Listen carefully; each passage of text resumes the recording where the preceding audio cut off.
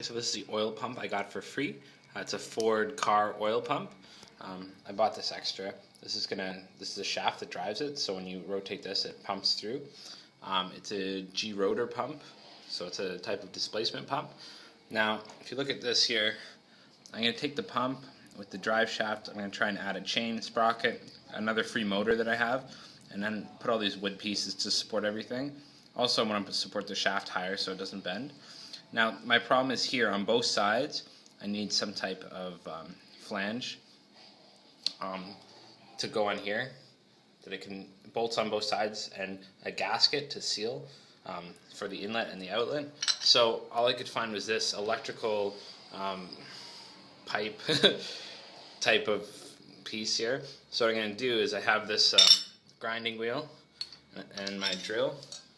So I'm going to grind the back so there's no ridge, and then I'm going to try and get this piece to fit on here, drill the holes to make my own kind of flange. If this works, I'll buy another one for the other side, but with this I can thread the copper pieces, the copper pipe on there, and then I can have the copper pipe go on both sides and circulate the hot oil for the solar thermal test unit.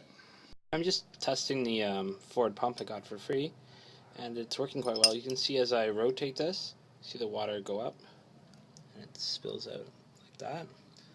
That's just with a half a turn. A lot of these pumps are open and they just go straight into the engine, but this one is closed on all sides. So I found this motor in the garbage about half a year ago. I was connected to a radiator fan in a car, and I think someone had a head-on collision because the back sheet was dented quite badly. I was pushed all the way in here, so the shaft was all messed up, so it was jammed and it wouldn't run at all. And I spent some time taking it apart, fixing it, and it hadn't really run that well until actually today. Now it's running very smoothly. The resistance, I think, is just from the magnets in the field, so I'm generating electricity when I rotate it. But before it was jamming, so what I had to do in the end actually was hammer this piece. There's just a little bearing in there, and I think it was jammed on an angle, so it was kind of gouging out the bearing, and when I hammered it from the back, it really fit right into the bearing. So I'm just going to try and run it here, but I'm going to be using this for my free oil pump that I got off a car. I'm going to run it off this battery, so I can just put a sprocket on here. There's an arm here that fell off that I'm going to glue again. I just JB welded it, but when I was hammering it was too much force for that. But it's pretty low speed, so it doesn't actually vibrate that much. And there it is. You can see when I remove power, it free spins for a little bit, which is good. Before it would just stop right away. And that's a free motor. It's about 200 watts, so it should be nice and powerful for the pump for the solar-powered car. So I've grinded this edge down here. I used my drill and a grinding wheel. So now the flange I have for the free pump has a piece that comes up here, so I want it to go through here, be all flush, and then come around and put a gasket between it. So I had to grind down these sides, I had to grind down this piece here, and then now it sits flush. I just cut some threaded rod, put bolts on both sides, and it's holding very well. It's following the line quite well. So what I'm going to do now is I'm going to try and put a cork gasket between the two, and then tighten it a lot, and hopefully that will seal it. And cork catches fire at 300 degrees Celsius, so hopefully it'll be okay around 200. So I bought some parts now for the oil loop for the solar thermal car test unit. So I have a propane torch with the canister. I have the solder and flux, and this solder melts at 255 degrees, so if I run under 200 degrees Celsius, the joint should be okay without melting. Then there's some pieces here for the pipe and some Teflon tape, and here's a 1/2 inch copper pipe, 1 meter, that I got. So I'm just going to test this with the oil pump to start off.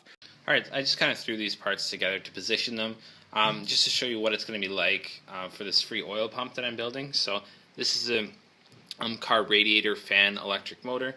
This is the Ford oil pump I got for free.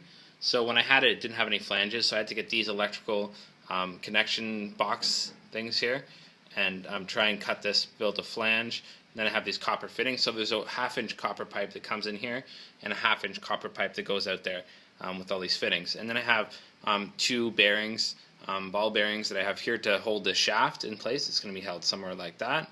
And then this motor is going to have the chain the sprocket and the chain, that it's going to drive another sprocket on here, and that's going to drive the motor. So I'm going to send a signal to this electric motor, and it's going to take the actual oil in through the bottom, and it's going to pump it out at the top.